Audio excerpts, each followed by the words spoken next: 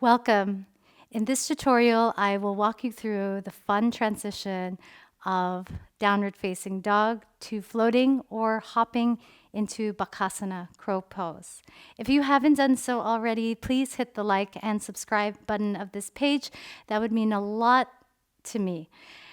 Make sure that your body is nice and warmed up before attempting this tutorial, especially your wrist flexors and especially your hips as well. Transitioning from downward facing dog, handstands into arm balances requires a gaze shift and the chest moving forward. And oftentimes that could be a little scary to move the chest forward as the hips move back. But in time, you'll be able to get over that fear.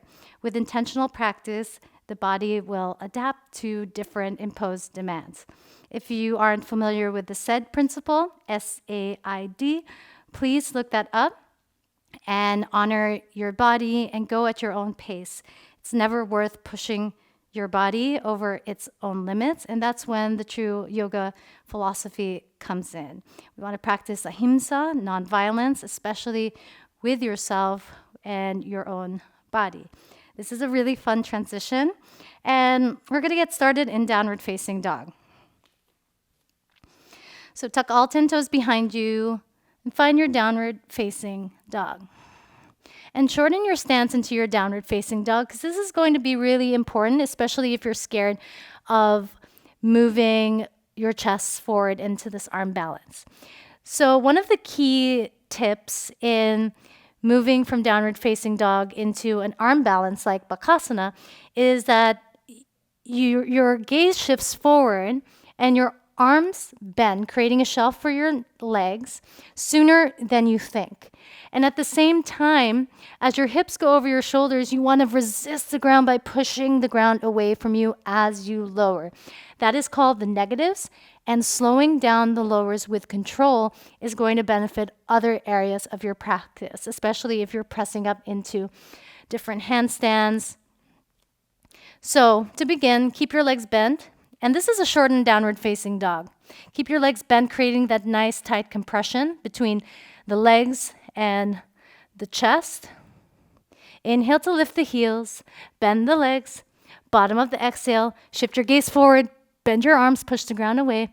Kick your feet in towards your butt. Look forward, round out through the shoulders, and then come out of it.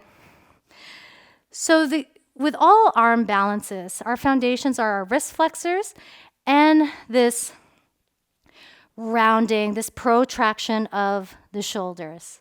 So think cat pose whenever you come into arm balances, because the success of the technique of arm balances, it does not have to do with strength, but rather your technique.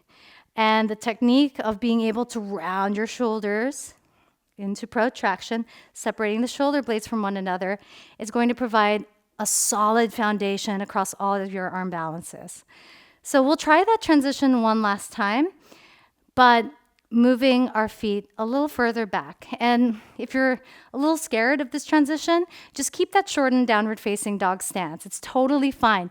Again, don't push yourself beyond your body's needs. So step back into your downward facing dog. And remember, as you land into crow, it's essential to kick your feet towards your glutes, creating that nice foundation and that nice power. Bend your legs in your downward facing dog. You always want to keep your legs bent when you're transitioning, whether you're floating or whether you're hopping into arm balances. That's going to really drive your hip flexors, your hamstrings to really work its magic. So push the ground away with your arms, grip through the fingertips.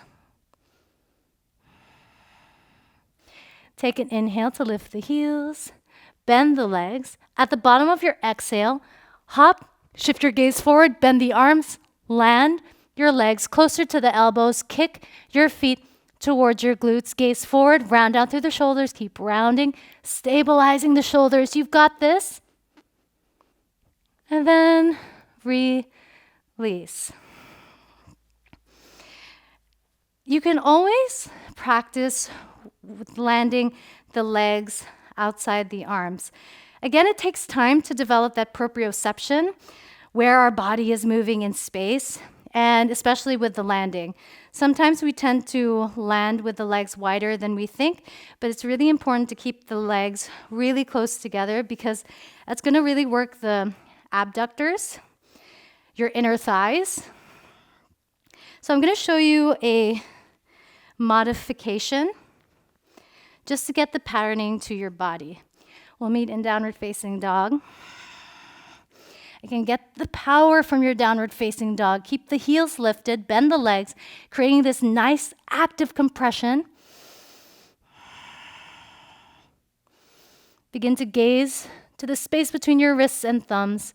Inhale to lift the heels, bend the legs. You've got this. Bottom of the exhale, shift your gaze forward, push the ground away, land your legs to the outside of your arms. Keep squeezing your feet towards the glutes, rounding down from your shoulders. Awesome work. This is such a fun transition to play with. And one of the things I love about these transitions is that sometimes when life gets really hard and difficult, it's essential for us to get that extra playtime in our days. And having that sense of play is really great for our brains and our bodies. And it also makes us feel good at the end of the day because you have to be able to laugh at yourself and you have to be able to just enjoy every step of the journey because these things just don't happen overnight. They happen with time, they happen with intentional practice, repetition, and a willingness to just get back right up again and keep trying and trying again. I remember when I first learned this transition, I surprised myself one day when my legs landed in the shelf of my arms. And that was after really working on active compression, jumping forward, on my hip flexors, and my upper body strength. If you want to be able to learn really helpful compression drills that have helped me in my float to the top of the mat and into arm balances, handstand transitions, I have a link in the description box below that will help you there. These compression drills are so important for all of those transitions, and they will spill over to different areas of your practice. If you have any more questions, please drop a comment below or share your experience. I would love to hear about your progress, and I hope this tutorial has helped you. Have fun flying, and I hope that you have a marvelous time in your flight path today. Thank you.